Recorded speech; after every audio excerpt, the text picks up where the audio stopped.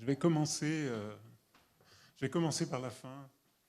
C'est une façon d'aller un petit peu plus vite, en essayant de caractériser ce qu'est l'architecture écologique frugale. Ça devrait aller de soi, mais il semblerait que non.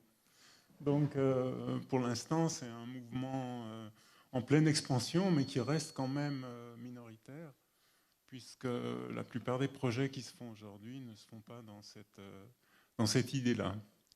Donc, je vous lis un petit résumé, parce que c'est plus facile pour moi, et ensuite, j'improviserai sur quelques illustrations.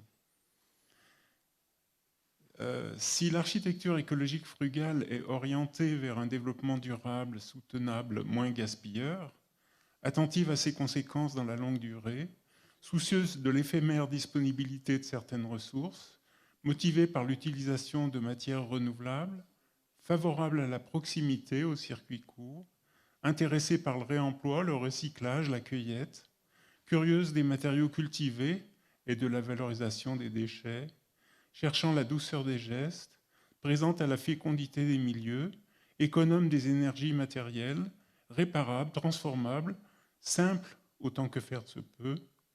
Elle est aussi pour nous inventive, innovante, amusante, émouvante, sensible, frémissante, joyeuse, créative, belle, bourrée de générosité, déclencheuse de fierté pour les humains qui la réalisent, vectrice d'échanges de vie à vie, puisque déployer des moyens doux à notre planète ne peut se faire sans une réflexion-méditation collective alimentant un sens partagé. La beauté est l'âme frémissante de la frugalité. Donc, voilà, je vais vous faire une petite promenade dans des considérations qui partent du fait que les questions énergétiques, les questions de renouvelabilité des matériaux, tout ça, c'est des évidences qui devraient être triviales pour tout le monde. Mais si on veut donner un sens à tout ça, il faut aborder d'autres questions qui placent l'architecture comme un geste culturel, un geste, comment dire, qu'il faut faire monde et qu'on ne peut pas faire monde simplement en diminuant les factures de chauffage ou en baissant les bilans carbone. Alors je ne dis pas qu'il ne faut pas le faire, il faut le faire, c'est urgent de le faire, nous le faisons, mais c'est pour nous l'occasion, on va dire, de s'amuser. On n'a pas l'écologie triste. C'est très important parce que le mot envie est un mot magnifique, hein, parce que si vous l'écrivez en deux mots, voilà, envie, et beaucoup de projets qui se font aujourd'hui sont très peu envie. Et c'est pas le grand pan européen grand papillon européen, plus grand papillon européen qui va me contredire. Hein. D'ailleurs, il aura du mal parce qu'il est en voie de disparition, comme beaucoup de ses confrères hein, ou consoeurs, et que cet abandon de la vie, ce vidage de la substance vivante de partout, auquel la construction a largement participé. Il n'y a pas que la construction, hein, être gentil avec tout le monde, chacun prendra ses responsabilités. Mais puisqu'il se trouve que je m'occupe de ces questions-là, il est bien évident qu'on prend notre part massivement. Donc, cette promenade va peut-être commencer par une promenade en forêt, parce que c'est très important de se promener. Mais aujourd'hui, les gens, ils se promènent sur des catalogues, ils se promènent sur des sites internet, ils se promènent pas vraiment. Et quand vous dites aux menuisiers, au rendez-vous de chantier, au lieu de s'enquiquiner et de s'engueuler sur je ne sais quel délai qui n'est pas tenu ou quel problème qui ne manque pas d'arriver, au lieu de faire ça, si vous lui dites on part dans le bois à côté, là, et puis on va récolter la barre qui va permettre aux personnes à mobilité réduite de se relever du siège des toilettes, ils vous regardent d'un air tout à fait étonné. Et que si, pour le local ménage, vous faites preuve d'un tout petit peu d'humour, là aussi, si vous regardez les catalogues, puisque là c'est un homme de ménage, une fois n'est pas coutume, parce que vous savez comme moi que la question du... Elle n'était pas dans la liste que j'ai lue, mais la question du rapport au féminin est évidemment centrale dans les questions d'écologie. Des grands équilibres masculin-féminin, féminin-masculin, les grands équilibres entre les générations, grands-parents, arrière-grands-parents, puisqu'aujourd'hui il n'est pas rare de trouver des enfants qui ont plusieurs arrière-grands-parents. À mon époque, quand j'étais petit, une arrière-grand-mère, il n'y avait pas d'arrière-grand-père d'abord, ils étaient tous défunts en 1914 ou des choses comme ça. Et quand il y en avait une, elle était l'arrière-grand-mère de tout le village. Elle était considérée comme un monument national. Donc ces conciliations, ces connexions masculin-féminin, ces connexions, ces reconnexions entre les générations dans la suite de la vie sont évidemment des données fondamentales de l'écologie, auxquelles j'ajouterais d'autres connexions qu'on verra sans doute un tout petit peu plus tard, qui est la connexion avec le grand monde dans lequel nous habitons, puisque en général, quand vous demandez à un architecte de vous faire un plan de situation, il ne vous dit pas, comme c'est sur le dessin ici à gauche, on peut... je vais enlever ça pour pouvoir bouger, parce que on peut, si vous voulez, le plan de situation contemporain, il est dessiné ici. Parce qu'il faut enfin se rendre compte qu'on est au centre d'une galaxie. Enfin, au centre, non. On est sur une galaxie, sur les bords, au contraire d'une galaxie. Et que c'est elle, quand même, dans son innocence indistincte, qui fait quand même les grandes alternances dans lesquelles nous vivons, qui fait la beauté du ciel, dont les villes sont en train de se couper par éclairage excessif, par micro-poussière éclairée qui... moi j'ai un fils qui est prof à Paris, il emmène ses élèves dans les Alpes, et les gamins, la nuit, c'était la première fois qu'ils avaient vu des étoiles. Et dit, mais pourquoi on n'a pas ce ciel-là à Paris? Alors, ça veut dire que émerveillement coupé, possibilité de s'étonner, possibilité de se réjouir, possibilité de s'émerveiller coupé, ah ben, je vais vous dire que le cours d'histoire ou le cours de géographie ou le cours de, pire, le cours de mathématiques, ça devient compliqué. Hein.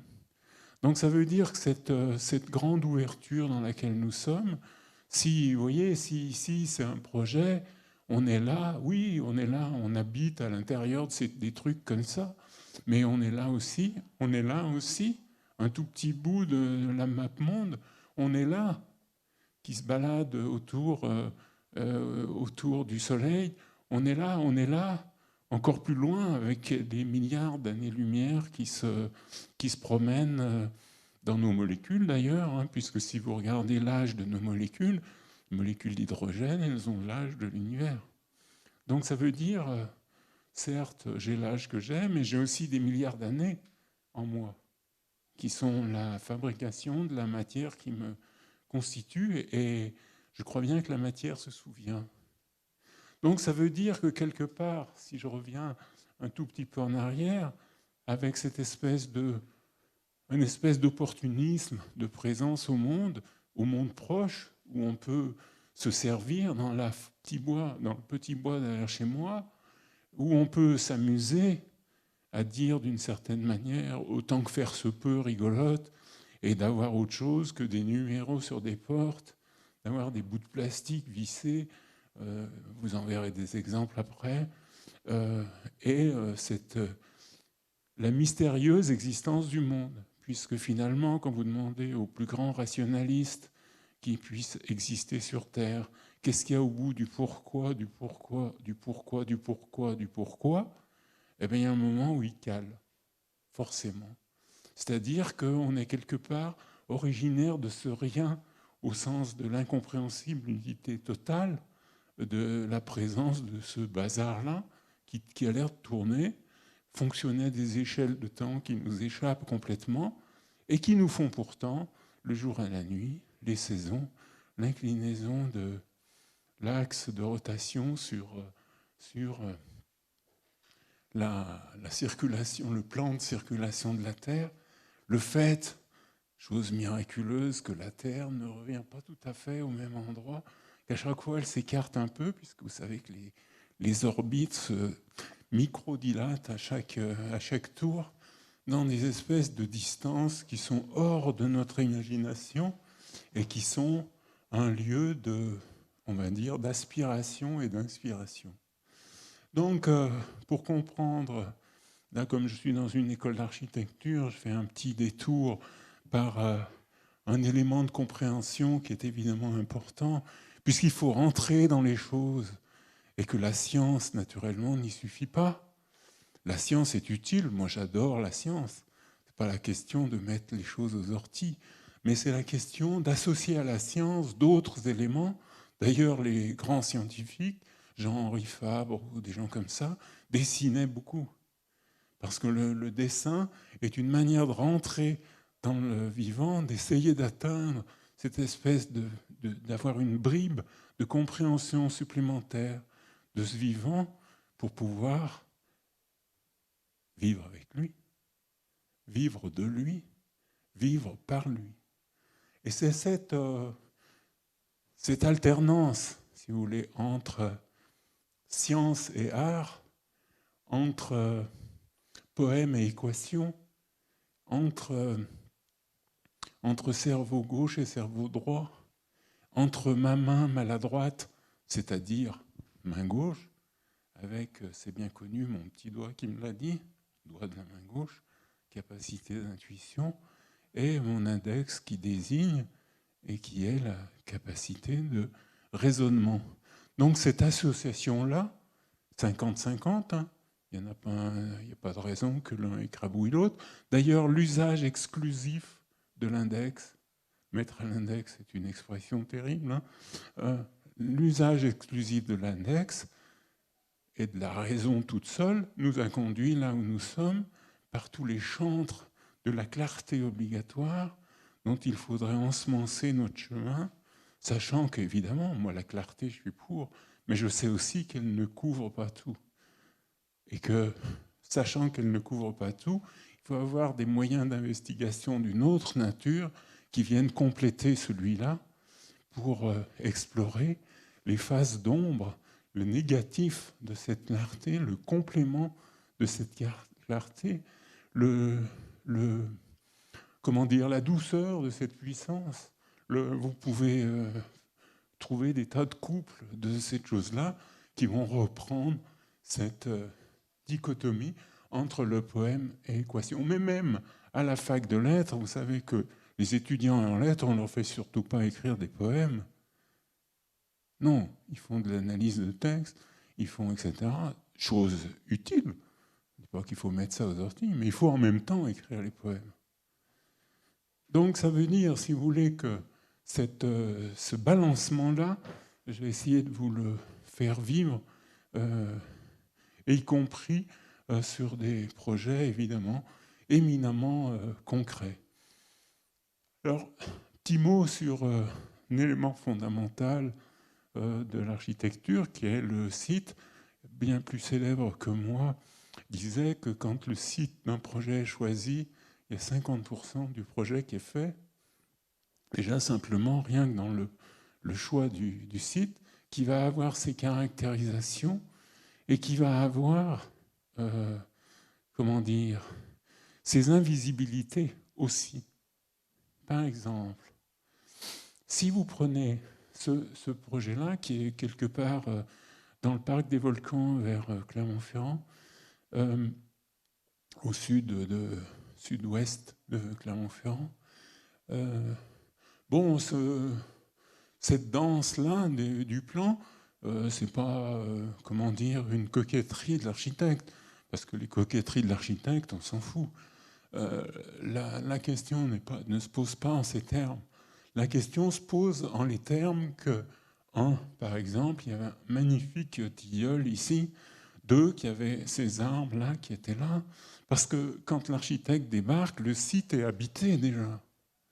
En ville, c'est évident qu'il est habité par des gens, mais dans ce parc des volcans, il est habité par des arbres, par des insectes, et comment se faire pardonner la destruction par laquelle on va faire nos fondations, par laquelle on va diminuer la couche féconde qui tapisse pas tous les endroits de la Terre, il n'y en a pas dans les déserts, ou très peu, la couche vivante qui est à l'origine des chaînes alimentaires quand même, donc qui a sans doute une importance absolument considérable. Vous savez, pas de vers de terre, pas de plantation, pas de fleurs, pas d'insectes, pas d'oiseaux, etc. C'est-à-dire dans cette espèce de grand mouvement dans lequel il faut rentrer, comment dire, avec des pieds d'ange, autant que faire se peut. Donc, je ne sais pas si les anges ont des pieds, hein, mais voilà, je pense que s'ils en avaient, ils marcheraient légèrement. Donc notre problème est de marcher légèrement et de ne pas tout écrabouiller. Par exemple, de ne pas écrabouiller parce que vous avez travaillé naturellement avec le sourcier du coin. C'est quand même la première des précautions à avoir, de se dire qu'est-ce qui se passe là-bas dedans, là-bas par en dessous, et que par exemple le rapport du géotechnicien sur la nature du sol qui va vous permettre de savoir que votre fondation doit mesurer temps par temps pour ne pas s'enfoncer, c'est bien, il faut le faire, mais ça ne suffit pas. Donc vous faites venir le sourcier. Le sourcier, vous savez, il fume la gitane de maïs, c'est pas ce qu'il fait de mieux, hein. Et il a une ficelle à saucisse et un boulon de tracteur au bout, et il se balade. Et il y a des gens qui disent « Mais qui c'est qui fait bouger le pendule ?» Ah bah, ce qui fait bouger le pendule, c'est le sourcier. Donc, mais pourquoi le pendule bouge? Bah parce qu'il a des micro-réactions musculaires qui sont ces réactions de présence à l'eau. Donc, si vous coupez... Alors, il vous dit, ah là, fais gaffe, tu as des mares en dessous, il y a des mares en aval, là, la pente du terrain est comme ça, enfin, haut en bas, bas ici en bas. Donc, il y a des mares, il y a des trucs comme ça. Si tu fais un barrage comme ça, sans te préoccuper de rien, les mares vont s'assécher, l'arbre centenaire à 1 kilomètre va crever parce qu'il est sur un fil d'eau que tu as coupé. Donc, c'est pas vraiment une bonne idée. Donc, on dit, bah voilà, bah on va faire ça. Ah, ça paye pas de mine sur les photos, hein, ça se voit pas. Vous vous rendez compte, ça se voit pas. Donc, vous savez, cette espèce de sommation de clarté dont j'ai parlé tout à l'heure, elle est associée avec le fait qu'il faut aujourd'hui, il faut que ça se voit. On va quand même pas s'amuser à sculpter les chapiteaux que seuls les oiseaux corbeaux qui montent dans le clocher voient. Mais on n'est pas suffisamment bête pour faire ça. Donc on sculpte plus les arrières des chapiteaux. Derrière les plafonds, c'est une espèce de misère absolument effarante. Sous nos pieds, il y a des fils qui passent dans tous les sens, n'importe comment. Enfin, c'est n'importe quoi. Ça ne se voit pas que c'est n'importe quoi, mais c'est n'importe quoi. Donc ce n'importe quoi-là, il n'a pas pris soin de se dire, voilà, dans ce projet-là, j'ai de l'eau qui passe en profondeur et que mes fondations ne doivent pas couper cette eau. Sinon, je fais un désastre pour l'aval. Donc, qu'est-ce qu'on va faire? Eh bien, on va créer des passages pour restituer la possibilité pour l'eau de passer. Et ici, il y aura une rigole sans pente. C'est idiot, une rigole sans pente, une rigole c'est fait pour évacuer. Non, non, c'est fait pour retenir. Il y en a plein, nos champs, nos paysans nous ont appris ça depuis tellement longtemps, avec des rigoles qui sont parallèles aux courbes de niveau, sans pente, pour que l'eau s'infiltre gentiment et n'entraîne pas les terres fécondes en plus en cas d'orage. Donc ça veut dire, si vous voulez, que c'est des gestes tellement élémentaires, tellement une attention tellement élémentaire, qu'on se demande pourquoi nos grands raisonneurs n'ont même pas perçu ce genre de trucs. Qui sont, voilà. Alors après, bon, ben voilà, vous faites gaffe, vous utilisez les bois du coin, etc. Vous arrangez avec ça, vous calculez vos débords de toiture pour qu'en été, vos façades soient à l'ombre, etc. Et un jour, vous avez les gens qui vous téléphonent et qui vous disent, l'été, en plein été, anecdote véridique évidemment, les habitants de ce truc-là nous téléphonent et nous disent, ah bah dites donc, on a trop froid. Été, hein. On dit, bah écoutez, c'est simple, ouvrez les fenêtres. Pourquoi? Parce que tout un tas, par exemple, vous rentrez dans les sanitaires, machin, ça s'allume tout seul. Vous rentrez une fois, donc vous n'éteignez pas, puisque quand vous sortez, ça va s'éteindre tout seul. Vous faites ça une fois, vous faites ça 20 fois, vous faites ça 1000 fois, et vous avez toute une population qui a déjà appris à mettre le doigt sur l'interrupteur pour éteindre quand il est bon d'éteindre. Alors, ça veut dire, si vous voulez, que les gestes de vie se désapprennent au nom de l'économie écologique, parfois. Parce qu'on vous a, entre guillemets, vendu l'éclairage et l'éteignage automatique comme une économie écologique. C'est de la pure et simple connerie. Donc, au sens de le désapprentissage social des gestes de vie, par la prise en charge bête des machines. Donc, ça veut dire, si vous voulez, bon, sur le toit, il y a de la terre, machin, tout ça, parce que ce que vous avez bousillé au sol, on ne va pas dire que vous le reconstituez sur le toit, parce que c'est fait comme ça, hein. Donc, ce n'est pas vraiment une reconstitution. Pour vraiment reconstituer, il faudrait le faire pleine terre. Mais bon, c'est mieux que rien, et ça limite, on va dire, limite l'impact, limite la chaleur. Aujourd'hui, ça serait quand même assez simple de dire toutes les toitures minérales, que ce soit des graviers sur des terrasses ou des tuiles sur des toits en pente, sont interdits. Parce que ces matériaux minéraux, vous faites pratiquement cuire un œuf dessus l'été, voilà, quand il fait chaud. Donc ça veut dire, si en plus c'est noir, alors là, c'est la catastrophe. Donc ça veut dire que, voilà, vous êtes entré dans cette idée d'attention, de qualification des grands cycles. Donc, par exemple, ça, bon, je vous montre aussi des projets qui ne se sont pas faits, hein. Ça, c'est un projet qui ne s'est pas fait en pleine... Le gris qui est autour de ce cercle cerné, n'est-ce pas? C'est une grande plaine à maïs, quelque part à l'est de Lyon. Et c'était un bâtiment pour réapprendre la nature, hein, parce qu'on a besoin de réapprendre la nature. C'est hallucinant, hein, mais c'est comme ça. Donc on avait décidé de faire une espèce de grand mur comme ça, rempli avec un terrain surélevé au-dessus des maïs, n'est-ce pas?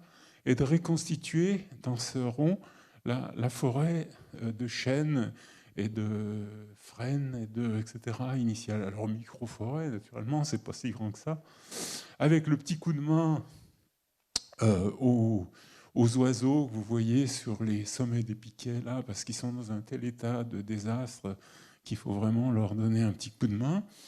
Et comme dit la LPO, il faut toujours offrir le gîte pour les oiseaux et le couvert. parce que si vous mettez que le gîte, ça ne marche pas, mettez que le couvert, ça ne marche pas non plus.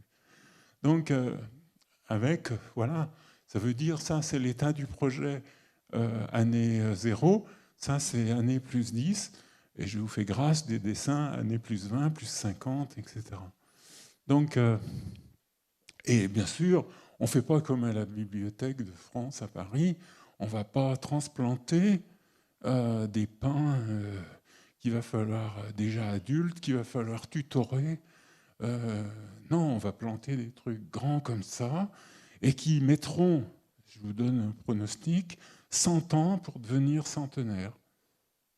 C'est important de calculer à ces échelles-là, parce que si vous transplantez un truc qui a 20 ans d'âge, d'abord la probabilité pour qu'il crève est très élevée, et puis il faut lui mettre perfusion permanente. Hein. Donc, parce qu'il n'a pas constitué ses racines pour aller chercher ce qu'il faut là où il faut, et que vous avez fait attention à ce que vous le plantez au-dessus d'un passage de flotte souterrain pour que, etc. Enfin, vous faites ce qu'il faut, quoi. Vous faites le job.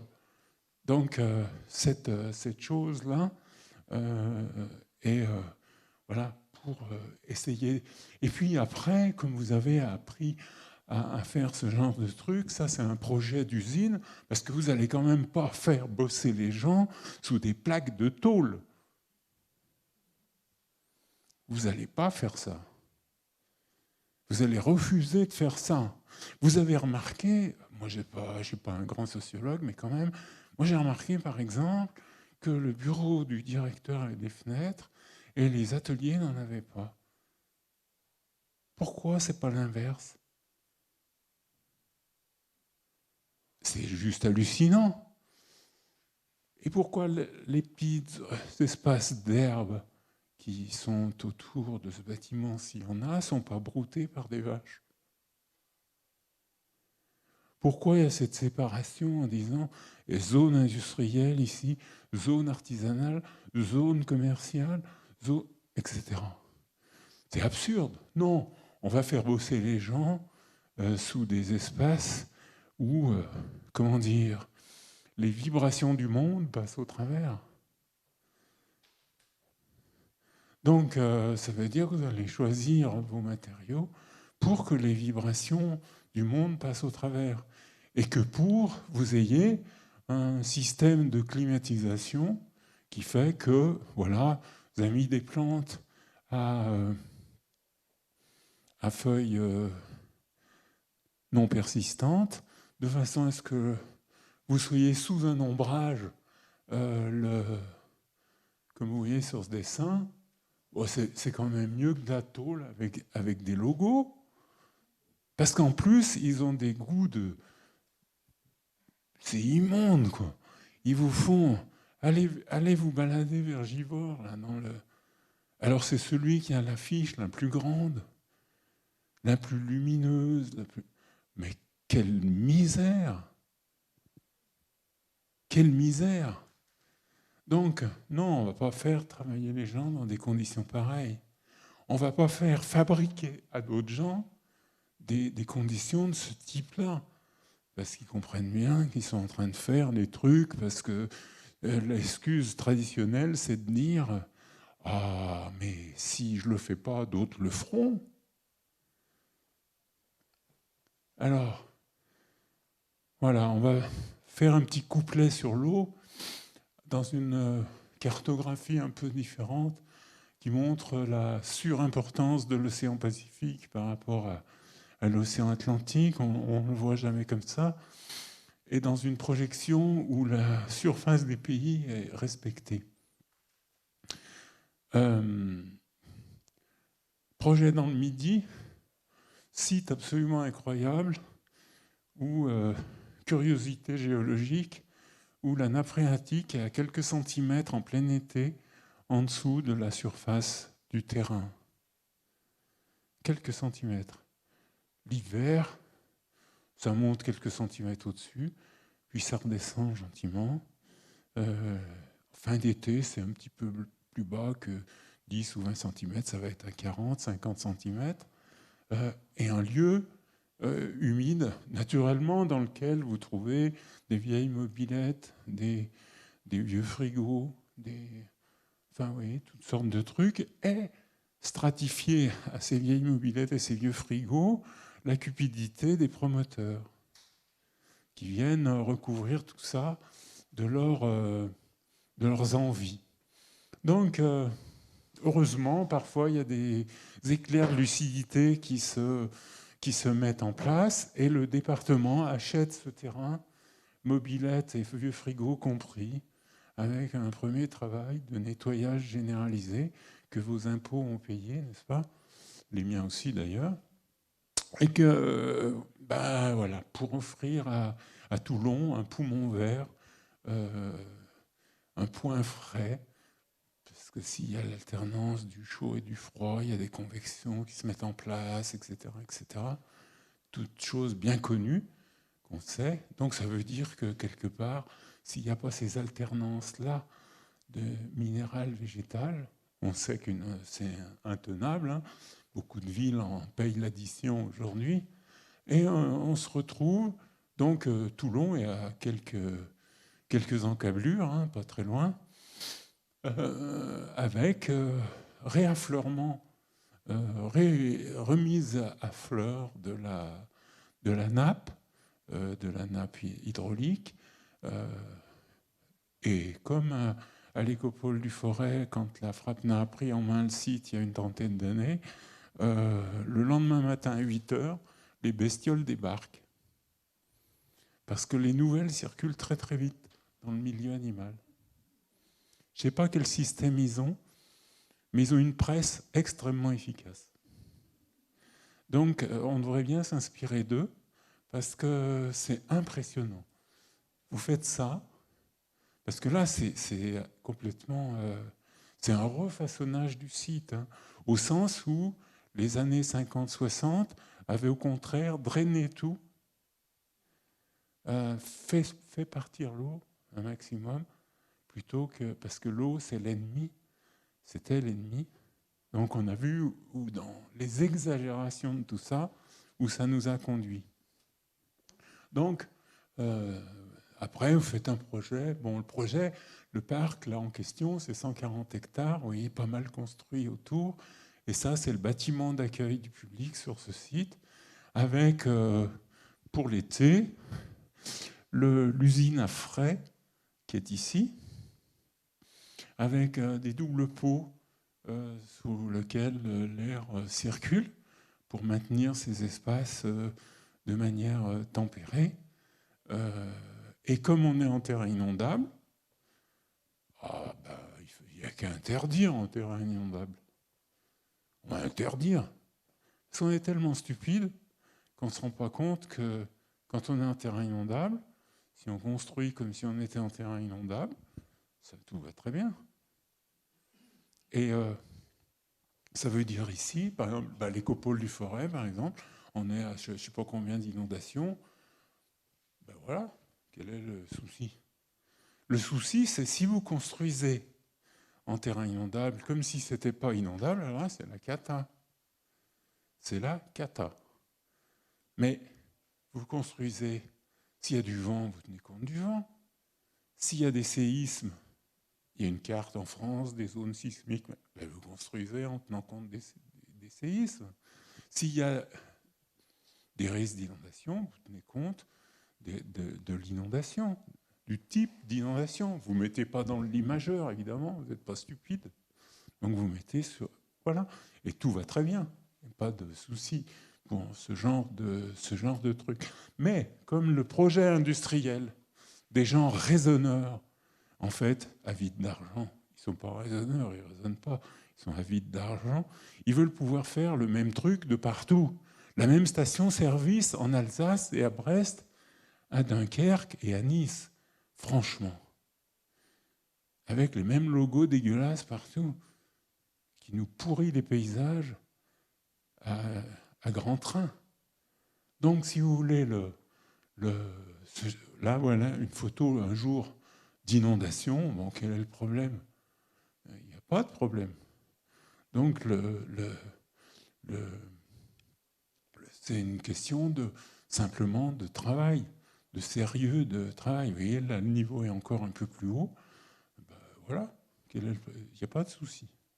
Donc, si vous voulez, ces choses-là, sont des choses, c'est trivial. Ce que je vous raconte, c'est simplement tenir compte de l'endroit où vous vous trouvez et de ces caractérisations de tous azimuts, que ce soit des caractérisations physiques, géographiques, ou que ce soit des considérations sociales, des humains qui sont là, avec leur particularité. Donc, les parties basses sont maçonnées, les parties hautes sont fibres végétales, tout ça, bois locaux, machin, etc. Enfin, les trucs classiques. Ce qui veut dire, si vous voulez, que vous vous retrouvez avec des choses, comment dire, qui sont là, non pas dans un sens folklorique de reproduction de la carte postale initiale de ce que nos prédécesseurs ont fait, mais de réinterprétation des mêmes éléments qui ont été interprétés à une certaine époque par nos prédécesseurs. C'est-à-dire qui touchent non pas à l'apparence, mais à la permanence des conditions et à la prise en compte de cette permanence-là dans des traductions qui voilà, vont s'exprimer d'une façon différente au néolithique, au Moyen-Âge, à la Renaissance et maintenant. Donc, alors, pour vous raconter des choses qui n'arrivent pas à aboutir, par exemple, ici, c'est un projet de salle de bain, parce qu'on a des baraques, des logements suréquipés. Moi, quand j'étais chez ma mémé, dans les années 60, même dans les années 50, la frugalité, elle connaissait. Il y avait une seule ampoule électrique dans la maison, avec un interrupteur et une prise. Et un seul robinet pour toute la maison, pour la vaisselle, pour l'évier, le lavage. Et ma grand-mère, pour le bain, elle prenait une bassine, elle la mettait dehors au soleil, et elle mettait une vitre dessus, parce qu'elle n'allait quand même pas s'embêter à chauffer inutilement. Donc, si vous voulez, des choses qui sont des gestes élémentaires, très simples, qui indétraquables, réparables par vos propres moyens, qui ne vous mettent pas en état de dépendance du technicien qui ne vient pas, vous connaissez. Donc voilà, le lavabo est une calebasse, il y a un seul robinet, eau chaude, eau froide quand même, et un seul siphon. Parce que quiconque a enlevé les cheveux dans les siphons sait que ce n'est pas forcément très agréable, et que moins il y a de siphons, mieux on se porte. Donc, ça veut dire, mais ça, on proposait ça il y a déjà belle lurette, hein, mais par exemple, ça, c'est des crebards faits pour le dernier projet qui est en chantier en ce moment, en se disant, tiens, on va faire un truc où il n'y aura qu'un robinet, il n'y aura que le truc avec la douchette de la douche qui pourra se tourner comme ça, soit du côté de la douche, soit du côté du lavabo BEAU. Donc, le lavabo, bien sûr, enfin, on en parlera plus tard.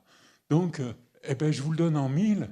Les gens, souvent, préfèrent des machins chromés qu'ils achètent à peut-être 1000 hors taxes au magasin du coin que la promenade en forêt.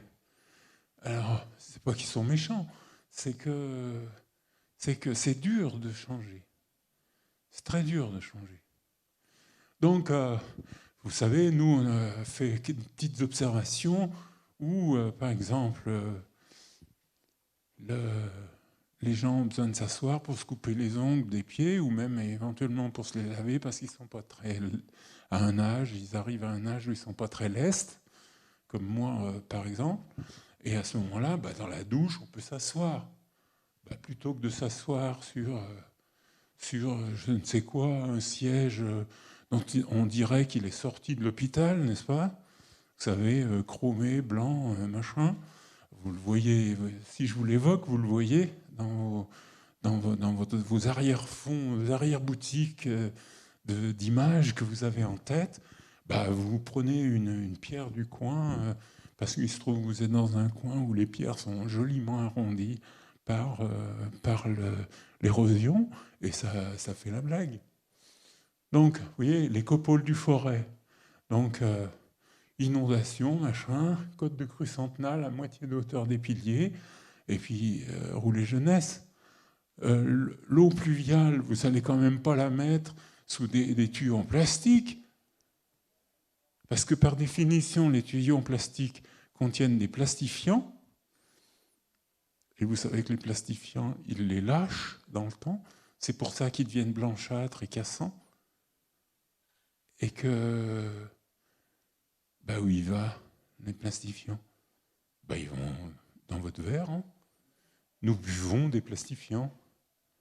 Donc, après, quand le gouvernement discute du trou de la sécurité sociale, il n'est jamais question de ces problèmes-là, de la santé collective, c'est-à-dire de la base de santé liée à les choses, les espaces, qualité des espaces dans lesquels on vit.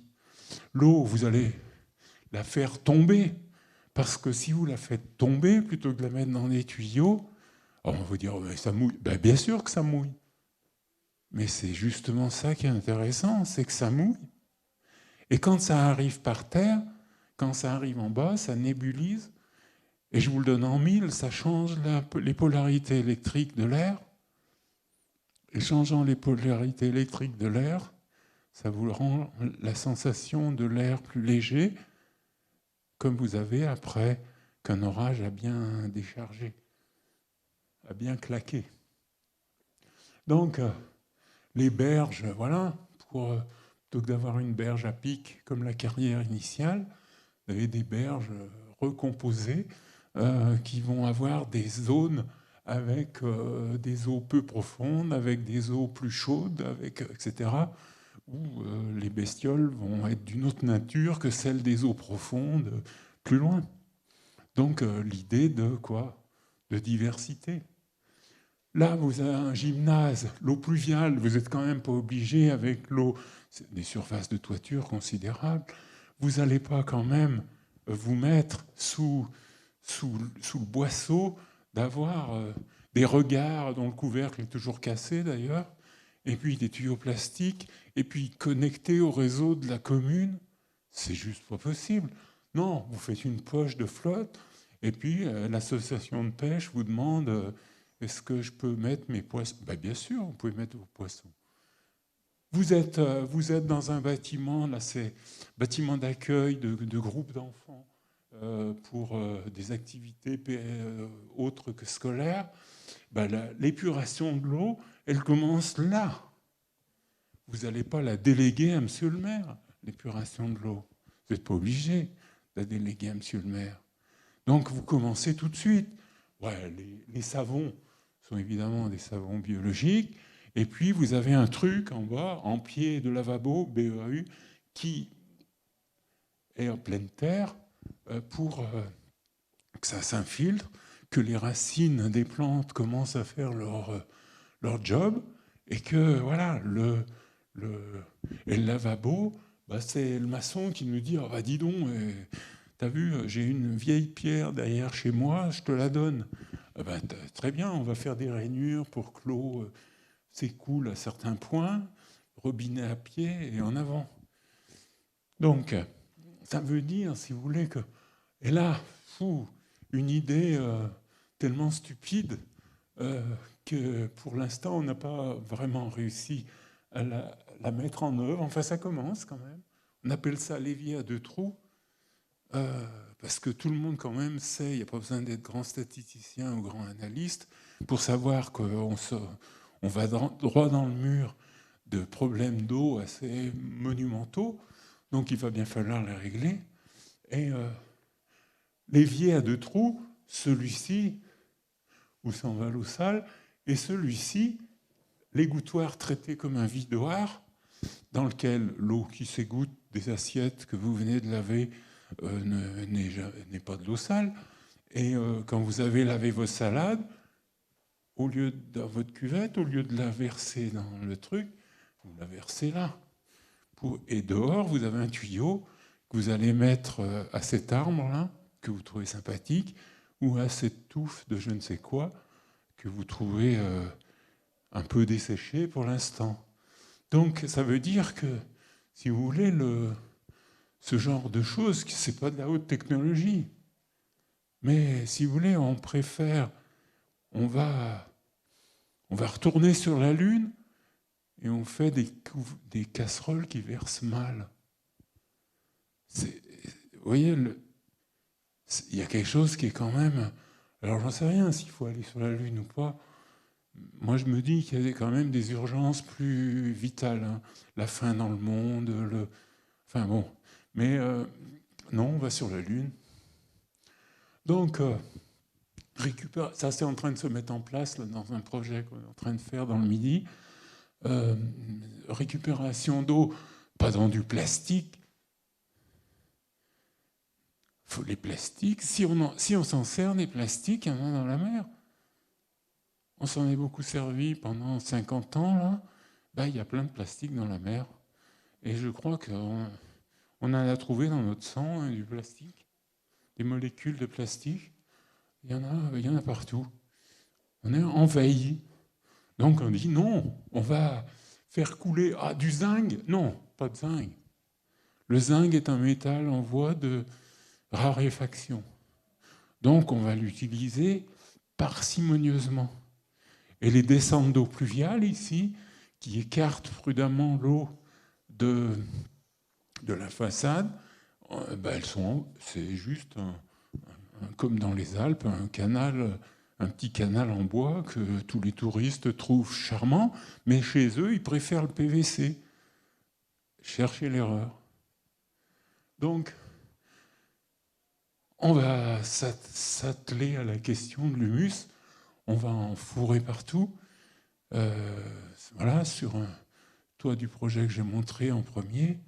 On va réapprendre la culture étagée, l'efficacité de la culture étagée, avec, vous savez, c'est les meilleurs praticiens au monde de la culture étagée. Ils habitent dans les Andes ou ils habitent dans les oasis du sud d'Algérie, Maroc et tout ça. Donc, sauf qu'eux, au lieu de faire des trucs avec des supports, ils font ça avec des palmiers. Donc, si vous voulez, vous avez lu votre Jean-Marie Pelt, chapitre 3, verset 2, qui vous permet de savoir quelle plante associer à quelle autre pour mettre ensemble les plantes qui s'aiment et qui s'épaulent les unes les autres. Donc, ce projet-là, coup de chance, il s'est fait. Donc, vous faites voilà, une pergola qui va se végétaliser, une couche qui va faible, et puis des pieds de façade que je vais vous montrer, que vous voyez là. Parce que bien sûr, si vous faites venir, comme dans la cour de l'école voisine, le goudron au pied de la façade, vous êtes sûr que les gamins ils vont être bien en été. Donc sans compter que, vous savez, le coup, par exemple, mais j'en parlerai plus tard.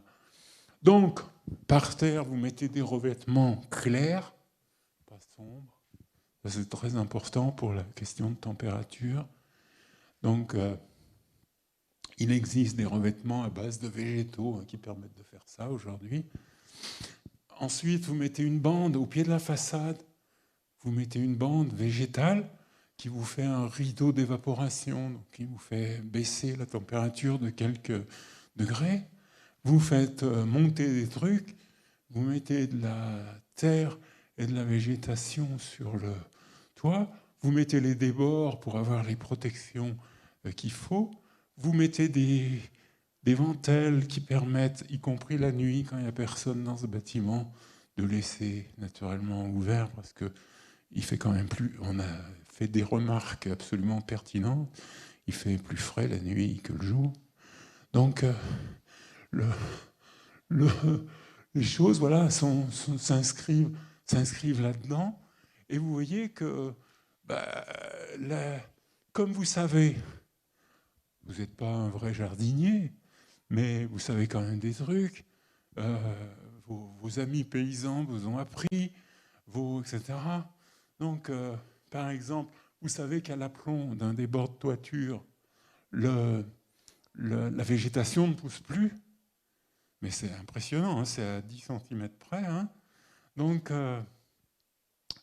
pour un étage, donc ce que vous faites, vous ramenez l'eau pluviale, parce que là, le débord de toiture est plus important, plus la toiture s'élève, moins important quand la toiture est basse, pour des raisons de soleil faciles à comprendre. Donc, vous ramenez l'eau en dessous, avec un...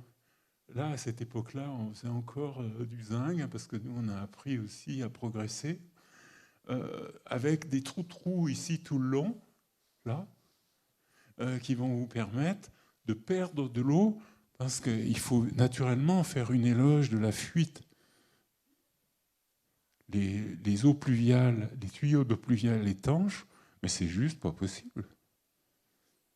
Parce que vous privez le sol de ses capacités d'imbibation qui sont vitales dans la longue durée, pour les nappes de surface comme pour les nappes profondes. Alors comme en plus tout le monde pompe à tour de bras là-dedans, et personne infiltre. Il y a même des gens qui font des grosses provisions, c'est-à-dire qu'ils font du stockage d'eau pluviale en quantité. Non, on va prélever un peu d'eau pluviale, comme dans les tonneaux que vous avez eu tout à l'heure, mais les tonneaux qu'on met, ils font 250 litres. Ce n'est pas une citerne. Donc, si vous voulez, on fait attention à ne pas trop prélever. Parce que si vous prélevez trop, vous êtes contre-productif à l'échelle collective. Donc, voilà, nos principaux climatiseurs, c'est de cet ordre-là. C'est des tonnelles. Hein. Voilà. Alors, vous voyez, par exemple, c'est le projet qui est en chantier actuellement. Ça commence, il n'y a rien. Hein. Après, là, il nous reste encore à tendre les fils pour que les végétations aient le support adéquat sur la terrasse. Là, vous avez le tuyau de sortie de l'évier à 2 trous, là, qui est là. Donc, comme il y a plusieurs, c'est dans un terrain en pente, comme il y a plusieurs bandes successives de petits logis de cinquantaine de mètres carrés, vous arrosez l'aval, parce qu'évidemment, vous n'allez pas mettre de pompe. Vous allez éviter tout ce qui est mécanique. Parfois, on n'y arrive pas. Mais vous commencez par... Le principe, c'est de dire, on essaye d'éliminer toute machine. Si on n'y arrive pas, on en met une la plus petite possible. Ou si on n'y arrive pas, on ne traite pas cette question. Donc, animal. Ça, c'est une protection de fenêtre. Ça, c'était pour un projet qui ne s'est pas fait parce que le maire a sauté à l'élection qui a suivi. Mais bon, ça arrive. Mais ça, c'est une protection des soleils d'ouest. Mais si vous faites ça s'habite très vite. Hein. Les petites bestioles de toutes sortes, elles viennent. Et puis, il y a d'autres types de bestioles, comme celle-ci, qui sont des bestioles non vivantes, et qui sont liées au fait que vous avez remarqué, chose absolument magistrale, j'arrête pas de faire des remarques incroyables, à côté de votre projet, il y a un lycée professionnel qui apprend les métiers du bâtiment, de la couverture et tout ça, et on n'a rien trouvé de mieux pour les gamins de détruire ce qu'ils ont fait pendant l'année au mois de juillet. Je dis, mais c'est dingue.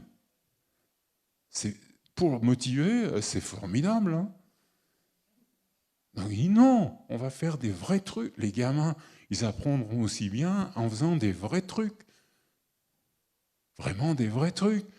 et ils viendront le poser sur le chantier, on se marrera bien, et puis leur truc, il restera, il servira. Voilà, il fera sourire les gens, il intéressera, etc. Et il sera dans cette espèce de chose où le gamin en question est vraiment dans la vie de tout le monde, de la conciliation des générations dont je vous parlais. Tandis que, moi je l'ai vu ici, hein, les bennes de fin d'année dans lesquelles les maquettes ploufent, franchement. Donc, vous voyez les petites aides là-haut, là, hein, ça c'est le projet avec le grand rond, là. Vous voyez, ça c'est à l'écopole, ben, vous faites des fenêtres comme ça, qui sont toutes petites, qui sont celles des sanitaires, ben, je vous le donne en mille, les oiseaux s'installent dedans, évidemment. Donc vous faites attention à ce que la vie ait quelque chose pour s'accrocher à votre bâtiment. Et si ça fait des petites crottes, mais c'est une bénédiction. Ben oui, ben ça fait aussi des petites crottes. Donc, vous faites attention à ce truc-là, parce que on a confondu le propre, on a réduit le propre au sans-vie. Sans-vie, S-A-N-S, malheureusement pas C-E-N-T. Sans-vie. C'est-à-dire c'est propre quand il n'y a pas de vie. Quelle idée! Quelle idée stupide! C'est propre quand il y a de la vie. Le goudron, c'est dégueulasse, c'est cancérigène. La terre, c'est propre.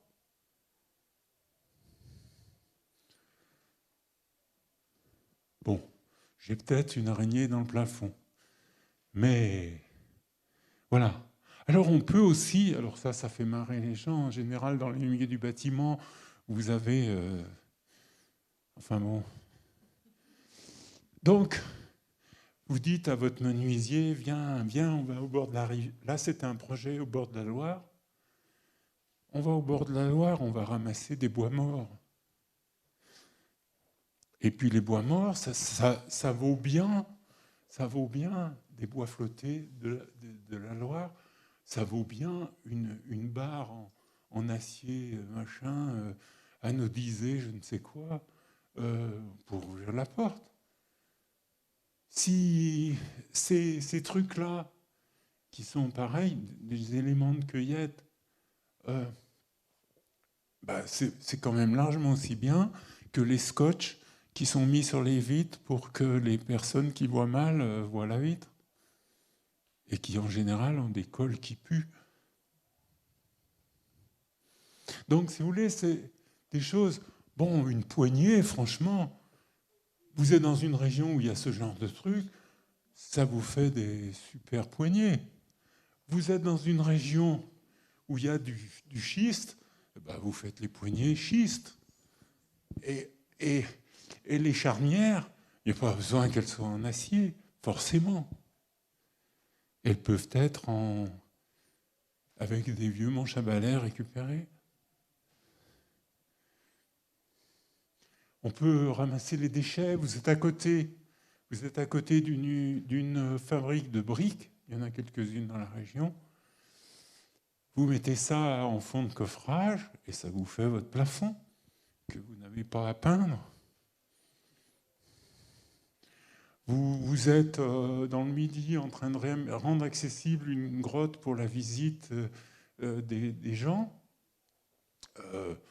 Pareil, vous êtes à côté. Ou alors vous avez un chantier de démolition. Ou alors vous pouvez réutiliser la chute d'emboutissage que vous trouvez chez le ferrailleur. Vous pouvez utiliser le protège-cahier de votre petit dernier pour faire le truc dans lequel il y aura la douille. Et puis votre menuisier, il a bien 2 chutes dont il ne sait que faire et qui va brûler. Donc ça veut dire, si vous êtes attentif, si vous êtes vraiment là, au milieu des personnes qui sont en train de fabriquer, dans cette espèce présence un peu bizarre d'avoir l'œil à ce qui est autour de vous, ben voilà, vous êtes ruine, il y a une ruine dans le pré en dessous, ben vous allez demander au voisin si, etc. Lui, ça l'arrange, ça arrange son truc. Vous rangez quelque part et vous reconstruisez ailleurs. Vous avez coupé là, coup de bol, vous avez pu couper les bois à la bonne lune, donc, etc. Vous dispensez de produits. Parce que comme on coupe n'importe quand, il faut traiter, hein, naturellement. Donc, si on fait les choses raisonnablement, il n'y a pas besoin de traiter. Donc, vous avez un grand vieux bâtiment, vous pouvez le réutiliser. C'est un vieux bâtiment en pisé, mais vous faites attention à laisser respirer les murs, parce que le pisé, il est caractérisé par ça, et que si vous obturez cette respiration, bah, ça finit par se passer très mal. Donc vous organisez pour être à distance de, chaque fois, dalle comprise, hein, c'est-à-dire que la dalle au sol, là, ça ne se voit pas sur ce dessin, mais elle n'arrive pas contre le mur. Pour laisser, parce que si vous faites aller la dalle jusque contre le mur, vous avez le risque que tout d'un coup, bizarrement, l'humidité se mette à monter dans le mur. Parce qu'elle n'a plus l'espace avant le mur pour s'évaporer. Donc, vous avez la chance de tomber sur un toit avec ces vieilles techniques de chevrons triangulaires. Bah, vous réutilisez ceux qui sont bons, vous mettez quelques éléments neufs dans cette technique formidable pour les tuiles canal, parce que les tuiles sont véritablement tenues sur leurs deux côtés, la tuile d'égout et la tuile de chapeau, qui va vous faire un toit à tuile canal tout à fait avec une bonne tenue des tuiles du fait de ce vieux système de chevrons triangulaires. Donc vous vous retrouvez avec... voilà, vous n'avez pas forcément besoin de transformer beaucoup les matières. Vous pouvez être très près de la peau initiale des matières que vous avez prélevées. Un vieux tronc dont personne ne veut, moi je le veux. Moi je le prends. Il a plein de nœuds, il est tout tordu, il y a presque encore le hibou qui est à l'intérieur du trou. Bon, vous le faites partir poliment. Et voilà. Et vous associez. La résistance des matériaux, c'est cette section-là. Mais ce truc-là, personne n'en veut. Il a été tapé par la foudre. Voilà, donc si on le laisse, il est foutu. Bon, vous faites un... Ben voilà, les cailloux, vous n'allez pas aller chercher à des kilomètres, hein, vous ramassez ceux qui sont là. Hein. Les bois, parfois, juste les écorcer, même pas forcément très méticuleusement, ça suffit tout à fait. Parce que si vous transformez peu, lors de la déconstruction qui ne manquera pas arriver soit dans 50 ans, soit dans 400 ans, lors de la déconstruction, vous pourrez faire une seconde transformation bien plus librement que si vous avez tout de suite transformé beaucoup. C'est-à-dire que vous avez des successions possibles. Et tout le monde a vu ces vieilles charpentes avec des poutres réutilisées plusieurs fois, avec des mortaises qui ne servent plus dans le nouvel assemblage. Et finalement, mais ça gêne qui? Mais tout le monde trouve ça charmant. Donc on n'a pas besoin de cette espèce de truc clean, comme ça, apparemment clean, mais qui est en fait simplement un manque de discernement, une brutalité machiste, tout ce qu'on veut. Donc, pourquoi ça revient en arrière? Voilà. Donc, vous voyez, la quincaillerie métallique en bois, ça marche très bien. Ça, c'est des serrures de portillon d'une maison d'accueil maternelle pour pas que les petits gamins prennent l'escalier tout seuls. Ça, c'est un projet. Bon, il ne s'est pas fait celui-là, mais c'était rigolo. Parce que dans un village du sud de la vallée du Rhône, région viticole s'il en fut, on convoque la population, on leur dit « Qu'est-ce que vous avez à nous donner ?» « Ah bon, à vous donner ?»« Ah bah oui, bah vous avez plein de choses à nous donner. » Alors le moment de stupeur passé, parce que nous on cherche les trucs gratuits, c'est quand même vachement moins cher les trucs gratuits que les trucs que vous payez. Ça, notez-le, hein, c'est important.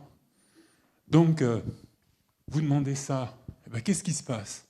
Au bout d'un moment, vous avez le... Alors on leur dit surtout,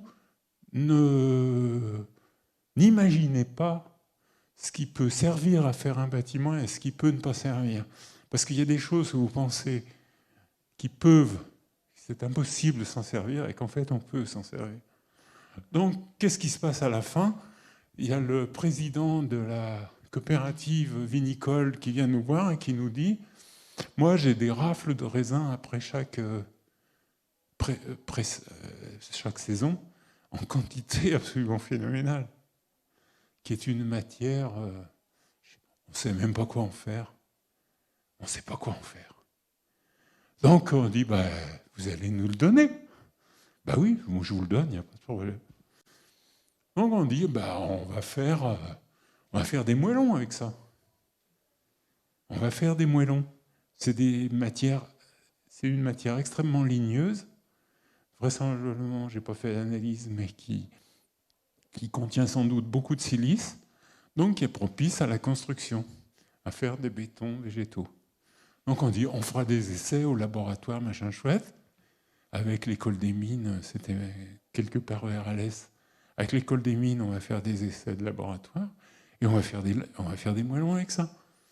Et puis, il nous dit, mais vous savez, quand une vigne est d'un âge, on ne sait pas quoi faire des cèpes, des vieux cèpes.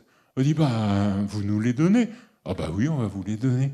Donc, là, on a fait en haut des gîtes à araignées, parce que, évidemment, la place des araignées, c'est très important pour les équilibres entre les différents insectes. C'est-à-dire, les araignées sont chassées très... Alors, on ne va pas le faire à l'intérieur, d'accord, mais on le fait dehors. Là, c'est un patio, on va le faire dehors pour que les araignées puissent se caser quelque part et habiter comme tout le monde. Et puis, il y a une dame qui vient nous voir et qui nous dit, moi, j'ai des vieux cailloux dans mon jardin qui me gênent pour mes poireaux. Donc, on dit, bah, très bien, on va aller les chercher. Donc, et puis, vous dessinez avec ça. Alors, c'était vraiment des cailloux... Des cailloux, hein, c'est pas des pierres de taille. Voilà. Donc, bah, vous faites avec, c'est pas grave. Vous êtes pas loin de la Camargue. Bah, plutôt que la Commission européenne subventionne l'entretien des digues de Camargue, bah, vous achetez des roseaux aux paysans camarguais. Parce que s'ils gagnent leur vie avec les roseaux qu'ils peuvent produire, eh ben, il n'y a pas besoin de subventions européennes, qui sont vos impôts. Donc vous êtes à côté, bah vous faites... c'est un équipement dans un jardin, ça. Eh ben, vous faites ça en roseau, avec le fêtage, avec la chaux, etc., etc. Et vous découvrez que les gens qui savent faire ce genre d'opération sont qualifiés de trésor national. Parce qu'il n'y en a presque plus. Donc, sont devenus des trésors nationaux, classés monuments historiques quasiment. Voilà. Donc, on dit, mais c'est le monde à l'envers. Pourquoi?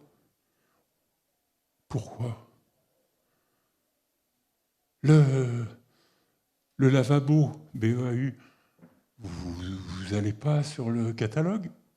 Le potier vous fait ça... Ouh, mais ça va coûter une fortune. Si vous vous rendez compte, si vous demandez un céramiste, ça va coûter une fortune. Ah ben d'accord, ben si vous le dites. Mais vous avez posé la question à un potier? Non? Ah mais ça va coûter une fortune. Elle dit, mais attendez, posons la question, on verra bien.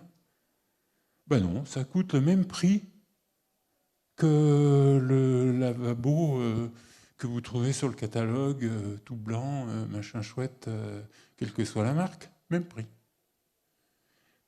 Mais alors avec une différence quand même fondamentale, c'est que le potier, il est d'à côté. Le potier, il ne fait pas d'optimisation fiscale. Le potier, il ne fait pas de campagne de publicité. Le potier, ou la potière, hein, le potier, il ne spécule pas en bourse. Il n'y a pas d'action dans son établissement, n'est-ce pas? Il ne fait pas de campagne avec des panneaux 3x4 à tous les coins, à tous les ronds-points, là. C'est tout bénef quand même. Je vous le donne en 1000 en plus, il est sympathique. Donc, vous faites une école. Vous dites, alors on ne va pas en faire des hectares, mais vous dites au carreleur qui va faire le carrelage des sanitaires, vous dites, vous n'avez pas des chutes là à nous donner? Mais bien sûr, il ne sait pas quoi en faire des chutes. Ben, donnez-les-nous, apportez-nous vos chutes.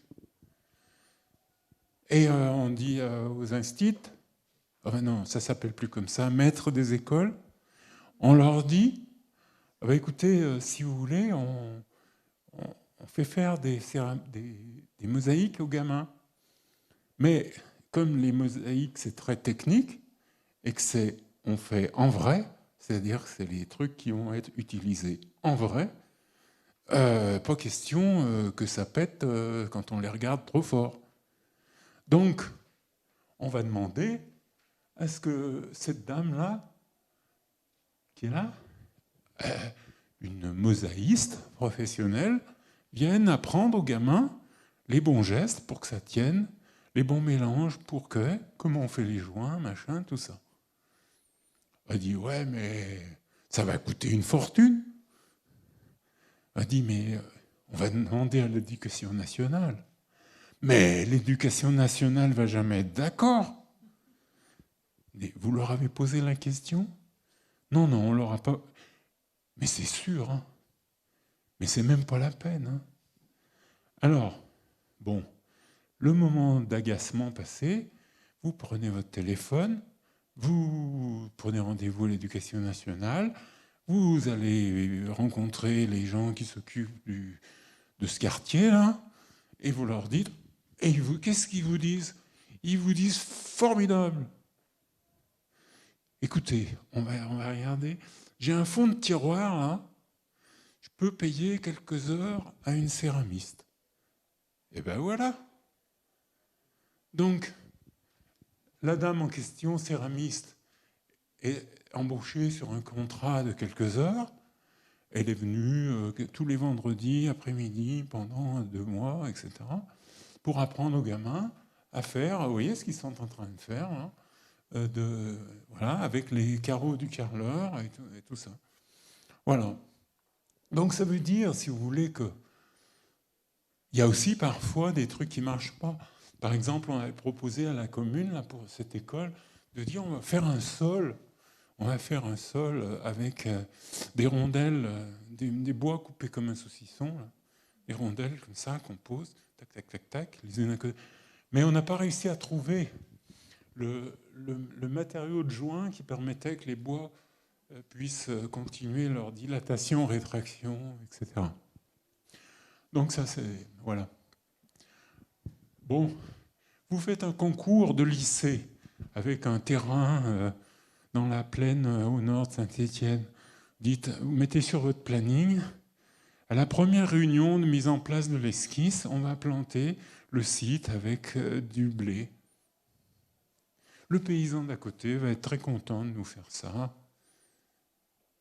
Ça lui fera un terrain plus grand, il va récolter et on lui donne comme deal, vous nous donnez la paille, on vous laisse le grain.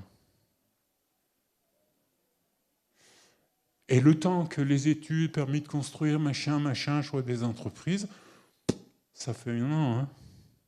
Ça fait 1 saison, il n'y a aucun problème.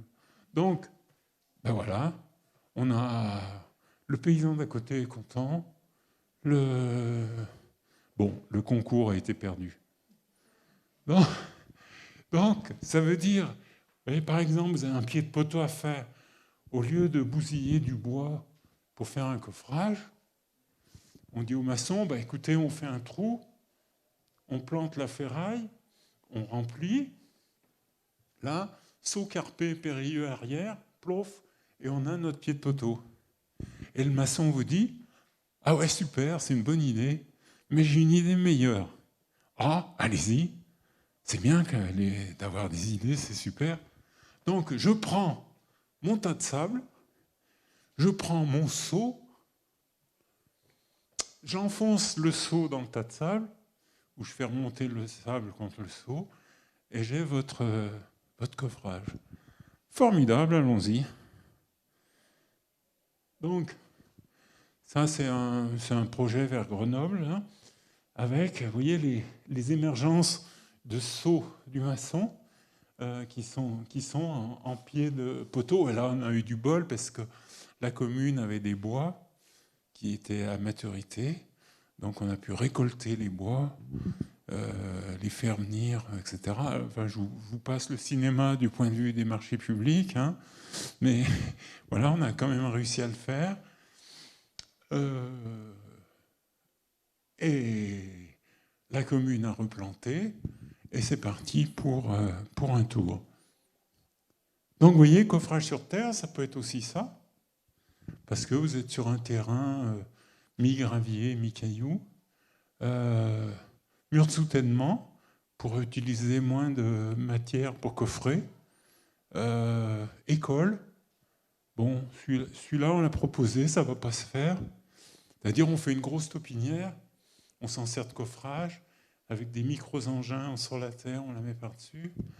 Et voilà. Bon, mais les idées, parfois, nous, on a remarqué qu'il faut une trentaine d'années pour que ça arrive à maturité. Donc, oui, je vous parlerai d'histoires de commandes électriques.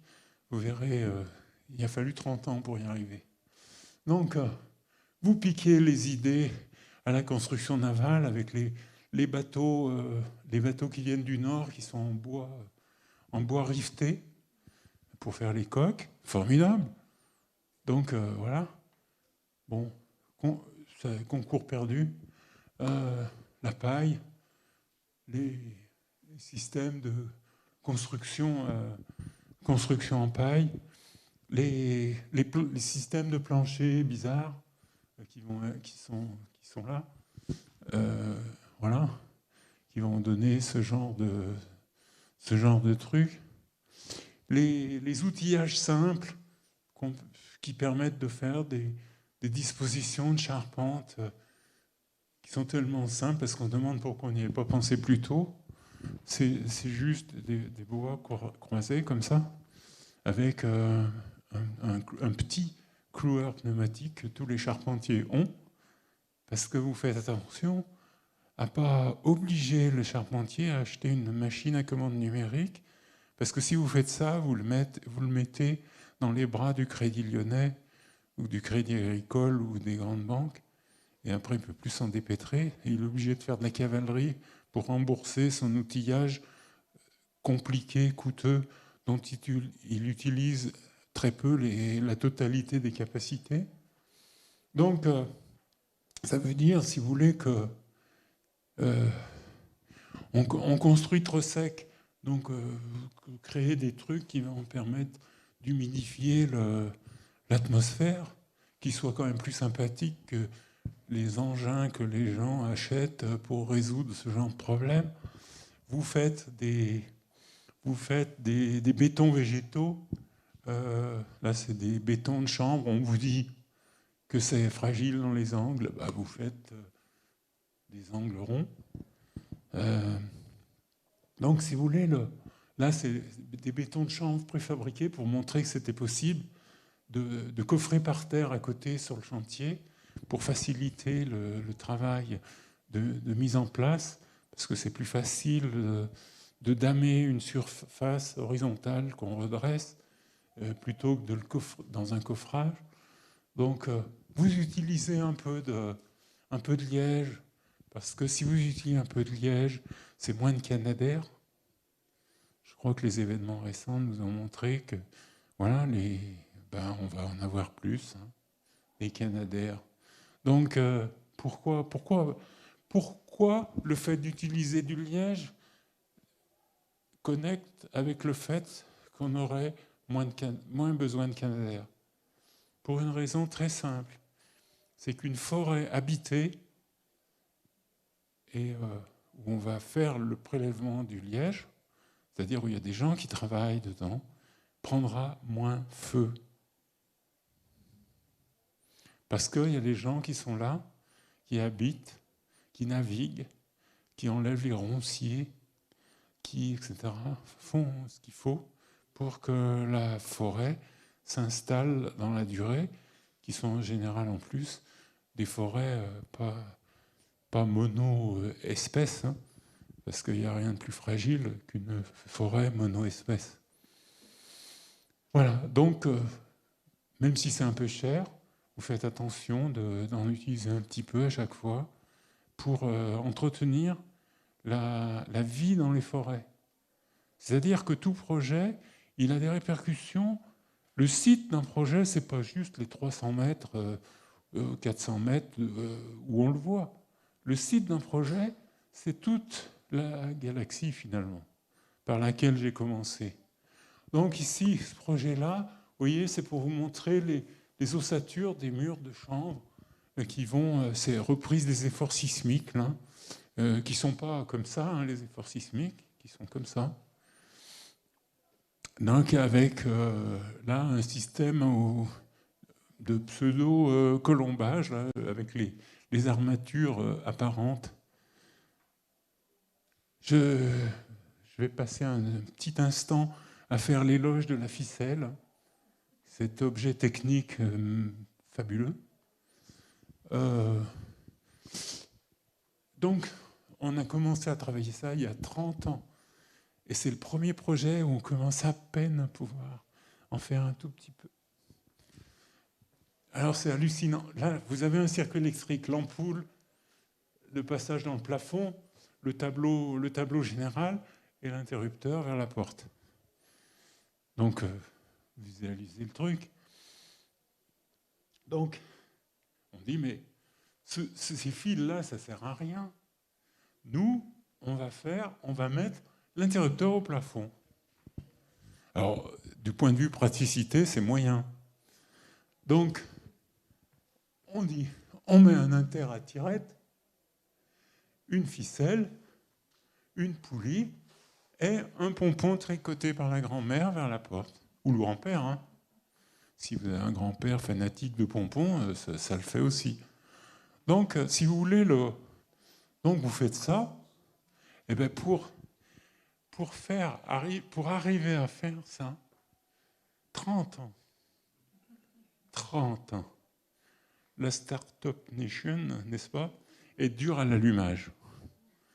Donc, puis vous dites finalement, la poulie, c'est trop.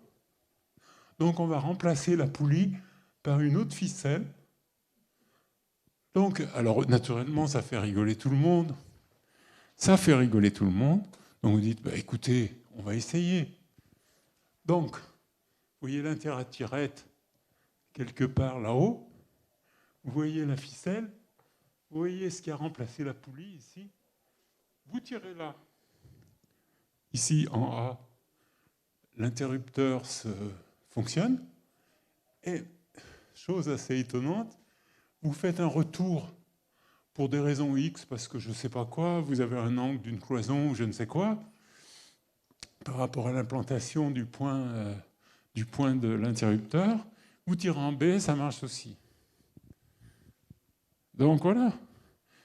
Mais bon, pour l'instant, on est arrivé, dans nos dernières négociations de 30 ans, on est arrivé à ce que l'interrupteur soit là et qu'il y ait simplement la tirette ici. C'est un premier pas. Mais vous dites, mais c'est de la rigolade.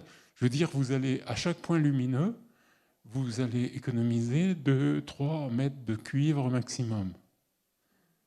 Enfin, 2-3 mètres dans un sens, 2-3 mètres dans l'autre. Puis si en plus il y a la Terre, bon. Donc, dites, c'est pas grand-chose. Ah, c'est pas grand-chose. Mais c'est aussi stupide de dire ça que ce que j'ai dit sur mais c'est trop cher avant d'avoir posé la question. Parce que si vous faites ces 2-3 mètres multipliés par le nombre d'interrupteurs en Europe, multipliés par le nombre, enfin dans chaque logement, multiplié par le nombre d'habitants, mais c'est phénoménal. En réalité, c'est phénoménal. C'est des tonnes et des tonnes de câbles, cuivre, métal qui devient rare, et plastique qui entoure pour les isoler. Donc ça veut dire que même si c'est quelques pourcents, mais si vous utilisez, vous faites ces quelques pourcents à l'échelle 5, 6, 7% à l'échelle de la planète, c'est colossal. Donc, plutôt que d'avoir des systèmes, par exemple, ça c'est l'obturation dans un dortoir pour les petits gamins d'une école maternelle, plutôt que d'avoir des vérins autocompensés qui se détraquent très très vite, eh bien vous voilà, tirez la chevillette et le volet montera.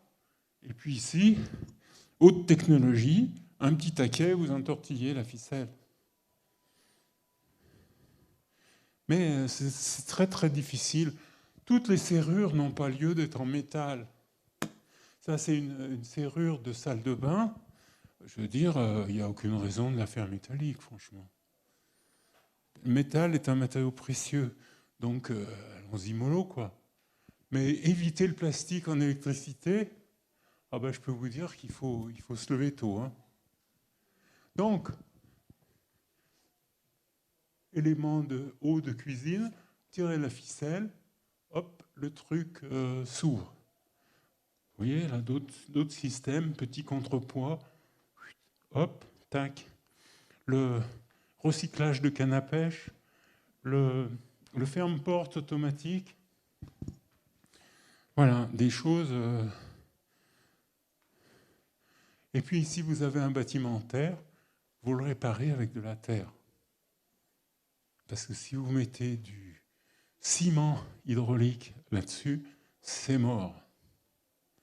Ce qui avait duré des centaines d'années va être bousillé en quelques décennies. Donc, vous faites attention d'équilibrer ces modes de production dans un projet. Vous ne transformez pas la production artisanale en poseur et après vous pleurez parce que les gens ne savent plus rien faire. Vous, dans cette école, il y a sans doute pas mal de gens qui ont rêvé d'être architectes et qui sans doute le seront, mais le problème n'est pas là. Le problème, c'est combien il y a de gens qui rêvent d'être maçons. C'est ça le problème. Parce que cette dissymétrie entre ceux qui rêvent d'être architectes et ceux qui rêvent d'être maçons, cette dissymétrie-là, elle ne va pas durer longtemps. Hein. Les bons maçons qui savent maçonner, ils doivent être, comme les poseurs de joncs, classés monuments historiques. Donc, diversifier l'économie, oui. C'est-à-dire que vous avez, enfin j'ai essayé d'illustrer ça, n'est-ce pas, différentes types, familles de gestes que vous pouvez faire, et vous n'êtes pas forcément toujours dans celui qui est là-haut, quoi. Vous pouvez, voilà, et du point de vue de l'argent, parce que ça c'est important, il n'y a pas forcément seulement les relations monétaires. Je crois bien. Il me semble. Donc ça veut dire on peut faire des échanges, on peut troquer, on peut donner, on peut transmettre, on peut faire des tas de trucs. Et voilà. Parce qu'un bâtiment, il a une dimension immatérielle qui est la partie immergée de l'iceberg et qui est le savoir-faire qu'il véhicule. Vous savez, les Japonais, ils ont cette pratique absolument invraisemblable, en tout cas pour nous, que je trouve admirable, qui consiste tous les 20 ans à refaire le même temple. Exactement le même. De façon à ce que les savoirs se transmettent. Parce que le vrai temple, c'est pas le temple matériel, on s'en fout. Le vrai temple, c'est le savoir qu'il contient. Donc, toujours, on en revient au départ à ce qui ne se voit pas, n'est-ce pas? Donc, ça veut dire, quel savoir-faire un projet contient? Est-ce qui permet la fierté des gens qui sont sur le chantier? Est-ce que les gens qui sont sur le chantier, ils amènent leurs gamins le week-end pour leur montrer aux gamins qu'est-ce qu'ils ont fait dans la semaine? Parce que s'il ne se passe pas ça, mais il vaut mieux pas construire le truc. Hein. Donc, les menuiseries ici peuvent porter, et on va faire des menuiseries porteuses. On va mettre au point les trucs dans une suite de savoir-faire qui s'acquièrent petit à petit, qui se constituent, qui n'ont pas besoin de... Parce que le système, c'est quoi? C'est des lieux spécialisés qui inventent, entre guillemets, indépendamment du chantier. Donc quand ça arrive sur le chantier, je ne vous explique pas. Non, ça doit être le même endroit. Le lieu qui invente et le lieu qui fait, c'est le même endroit, évidemment. Donc, les choses peuvent se mettre en place. Alors, vous voyez, ici, cette technique-là qui permet de faire cette petite maisonnette, voilà, permettre la fierté. Parce que si quelqu'un n'est pas fier ou quelqu'une n'est pas fière de ce qu'il a fait, mais il vaut mieux tout arrêter. Hein.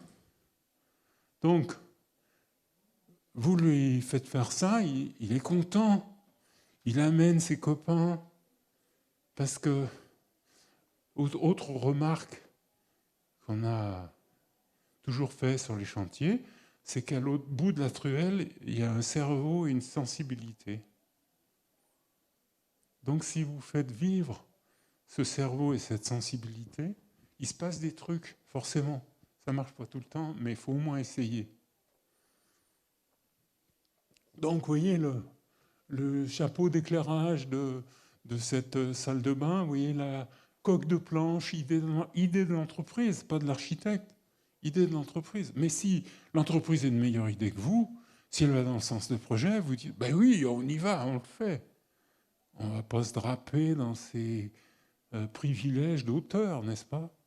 Non, non. Donc, ce monsieur-là, qui était le chef de chantier de l'époque, de l'entreprise, voilà, c'est inestimable. On ne va pas jouer la querelle des sciences officielles et des sciences populaires. Non, non, on va les associer. On va travailler avec les physiciens des bases d'énergie et avec les sourciers ou les sorcières. Plus grand génocide féminin en Europe par l'Inquisition. Hein. Vous savez, tout le monde sait ça. Donc, ce plan anodin, il est simplement dans ces conditions-là pour ne pas impacter les passages d'eau souterrains. Donc, vous faites attention à vous mettre... voilà. Donc, il y a du vent, vous vous baissez. Donc, il y a... Ça, c'est pas un puits, c'est un bassin qui fuit. Donc, c'est un bassin avec un trou, et après, qui laisse partir l'eau, parce que vous amortissez. Vous faites attention à amortir l'eau. Vous ne laissez pas ça couler à toute allure. Parce que si vous laissez tout ça couler à toute allure, elle n'a pas le temps de s'infiltrer, machin, tout le monde sait ça. Donc vous faites ce qu'il faut. Donc, et puis vous offrez des sensations. Ça, c'est un préau d'école. Donc voilà, c'est des choses qui... Alors, grosse bataille, par exemple, ici, bataille perdue. Vous voyez, le dégoudronnage, on n'a pas réussi, parce que parfois on perd. Hein. Les idées stupides ont la vie dure. Hein. Donc, on a réussi à en garder un petit bout. Mais voilà. c'est compliqué hein, parfois de... Voilà. Cette question-là, c'est le conservatisme. C'est fou, ça. C'est-à-dire le refus de reposer les questions. Il faut sans arrêt reposer les questions. Parce qu'on n'a pas la science infuse, on a la science extrêmement diffuse. Hein. Donc voilà, on repose les questions. L'imaginaire, vous faites un pont. Moi, monsieur le maire, je peux vous faire ce pont couvert, je peux vous faire ce pont suspendu ou celui-là. Comment on va décider ça? Techniquement, faire les 3 ponts. Hein. Donc on va discuter sur les... Est-ce que les imaginaires de ces 3 éléments-là sont ceux de la commune dans laquelle vous travaillez? Mais c'est quoi l'imaginaire? Ah, ben ça, si vous connaissez bien votre endroit, vous devez le savoir. Et vous devez l'alimenter. Ben sinon, vous rentrez dans une espèce de processus d'uniformisation mondiale, c'est d'ailleurs ce qu'on est en train de faire, qui est absolument insupportable. Après, vous n'avez pas pleuré qu'il n'y a plus de raison d'aller du point A au point B, puisque vous retrouvez la même zone commerciale là-bas. Donc, pont de bois pris par-dessous, pont couvert, avec... le pont couvert éliminé du point de vue de ce qu'il contient, associé à l'ombre, associé au fait que la sécurité sous un pont couvert, on ne sait pas. Voilà, avec... Bon, en tout cas, qui est un imaginaire plus nocturne, et voilà, a été éliminé en 2 coups de cuillère à peau. Et il y a eu une hésitation entre celui-là, pont suspendu, avec, vous voyez, des suggestions d'analogie entre les éléments du projet. Et donc, qui était ce pont-là, et qui est finalement arrivé sur celui qui était en premier sur les dessins, à Cray, sur la Drôme.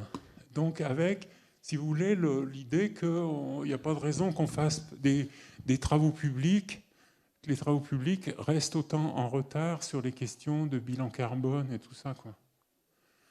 Donc, vous arrivez aussi à... comment dire, à concilier les générations. Par exemple, le noyau technique va être fait avec des technologies anciennes pour que la grand-mère puisse amener son petit-fils et puisse dire, tu vois, là, on construisait comme ça, etc. Et que là, on va reprendre les technologies de maçonnerie des années 60 et que là, on va mettre en place les technologies de demain matin avec fibres végétales, etc., etc. Donc ça veut dire on ne dit pas quelle bande d'abrutis d'avoir fait ça. Non, ils ont bien fait de faire ça. Mais il ne faut pas rester là-dedans. Parce que les questions sont différentes. Je veux dire que, par exemple, les gens des années 60, ils ont donné l'eau courante à tout le monde. Ils ont fait un tas de trucs quand même. Donc, et ça, il faut le reconnaître. Il faut en être reconnaissant et dire mais mais on continue. Mais on continue. Donc, noyau technique ancienne, voilà, ça vous donne ce genre de truc. Et puis, on fait attention dans un projet qui est, vous voyez, par exemple ici, les horizon montagne, horizon chahuté, machin, colline, grotte, et puis à gauche et à droite, j'ai horizon lointain de la mer, horizon court de la forêt, qui sont des choses qui doivent se retrouver dans n'importe quel projet. Parce que nous vivons dans le monde qui fait monde pour nous et qui fabrique ce que l'on construit finalement. Une école à Nîmes, concours perdu, vous proposez une des classes sur le toit, en plein air. Parce qu'il y a des moments où c'est tout à fait agréable, pour faire le cours de géographie, d'être au-dessus de la ville et de voir les préalpes, etc., les Cévennes de l'autre côté, etc. Enfin, ça paraît évident quand même. Donc, la bibliothèque, oh ben, on va se vautrer dans les coussins, les hamacs, etc., avec un bouquin. L'espace du sommeil, il va être comme une grotte avec une lumière sourde, indirecte, etc. Enfin, voilà, il y a quelque part quelque chose qui est de l'ordre du jeu, quelque chose qui est de l'ordre qui fait tenir les murs par l'amour qu'on y met. Donc, le travail est long. Là, c'est une petite école dans les Cévennes. On a, vous voyez, murs en chambre, machin, les menuiseries profondes pour poser les bouquins. Bataille énorme, discussion énorme. Là, on est dans la partie maternelle. Pour que vous allez voir sur les photos d'après, sur la hauteur du mur d'enceinte. Vous voyez, ici, là, on dit, ah non, 1 mètre, on ne va pas élever nos gamins derrière des grillages, quand même. Donc on ne va pas leur apprendre Non. Donc, alors, vous vous rendez compte, des pierres, ils vont se taper la tête dessus. Oh là, ça va être horrible. Ben non. Oh là là, vous vous rendez compte, des galets, ils vont les jeter dans les vitres. Ben non. Donc ça veut dire que... C'est-à-dire, si vous faites le pari de l'imbécilité, vous la trouvez. Mais si vous faites le pari de l'intelligence et de la sensibilité, vous la trouvez aussi. Donc, la barrière est basse. Voilà. Les classes sont... Voilà. Au maçon, vous lui donnez un coup de main pour faire son relief en creux du mur de contreventement que vous avez pris soin de ne pas mettre là pour garder la vue fuyante sous le préau. Le menuisier, plutôt que de lui donner 250 porte-manteaux avec 3 vis sur chaque porte-manteau à visser, avec 3 chevilles à chaque fois, multipliées par 250.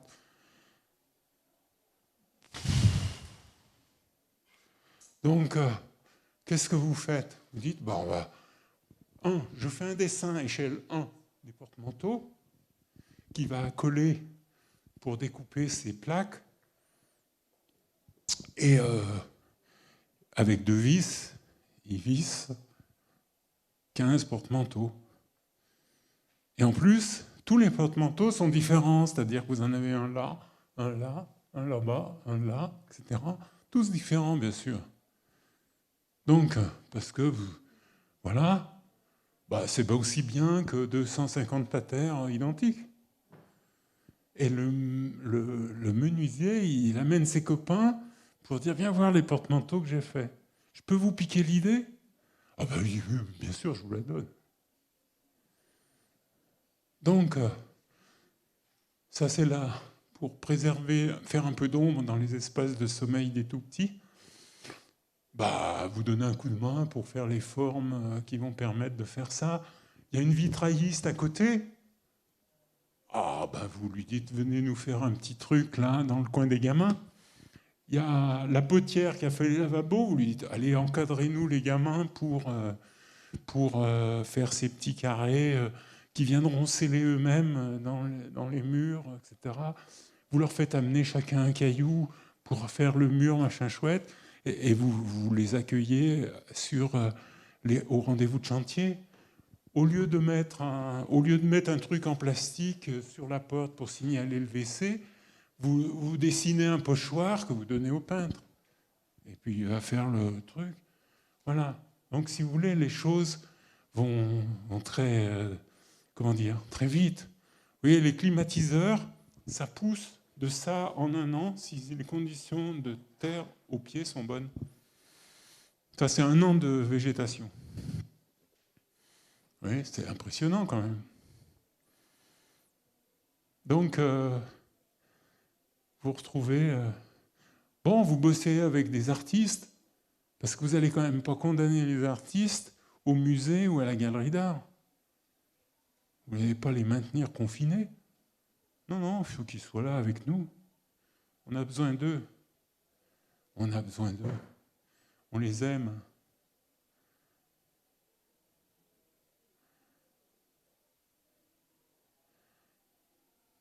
Vieille usine désaffectée, pleine d'amiante. On désamiante le site, mais on ne va pas chasser les graffeurs qui étaient là, dans cette vieille usine. Non, non. Mais je vous assure, Monsieur le Président, on ne va pas les chasser. Oh ouais, mais c'est des mauvais garçons, c'est bien connu. Donc, ou mauvaises filles. Mais non, il y a autant d'abrutis chez eux que chez nous. Il y a autant de gens sensibles, intelligents, chez eux que chez vous. Donc on va dire, ouais, il y a des gens qui font ces trucs, et puis il y a des gens qui font cela. Mais si on ne peut pas faire ces trucs, on ne peut pas faire cela non plus. Donc vous allez voir les graffeurs, et puis vous leur dites, ça vous dit, on va vous faire un graphodrome. Ouais, allons-y, on va faire un graphodrome. Donc, vous leur donnez 3 bouts de carton, même pas besoin de leur donner, vous prenez des cartons et puis vous nous faites la maquette du truc. Elle dit, ouais, on va vous faire. Et puis après, on le réalise. Et puis, vous faites la cabane à Vincent au fond des bois, et puis vous faites une rue de Saint-Étienne, n'est-ce pas? Avec le Furet qui passe sous la ville, tant et si bien que... Alors on pourrait faire ça. Vous avez remarqué que les étoiles sont apparues, parce que il y a toujours le tram, mais il n'y a plus de voitures. Il y a le tout à l'égout, mais ça a été fait. Donc le Furet est plus propre que les premiers, il y a 30 ans, les premières années où on a fait ce genre de proposition. Quelques arbres ont été plantés, pas beaucoup, un peu timides. Mais bon, peut-être qu'on sera obligé de faire ça. Hein. Peut-être. Hein. Il y a bien des chances, hein, d'ailleurs, qu'on soit obligé de faire ça. Bon, les végétations prendront peut-être le relais. Tac, tac. C'est vite fait, hein, vous avez vu. Donc, voilà. Ouais, rien de plus agaçant que les miettes qui passent sous la pelle. Vous êtes d'accord? Donc, voilà, il y a des milliers d'autres idées possibles. Si on est OK pour rentrer dans un processus inventif, sensible, délicat, intentionné. Voilà, merci à eux, parce qu'on n'est pas tout seul à travailler, et qu'il y a quantité de gens qui sont en arrière-fond de ce que je vous ai montré.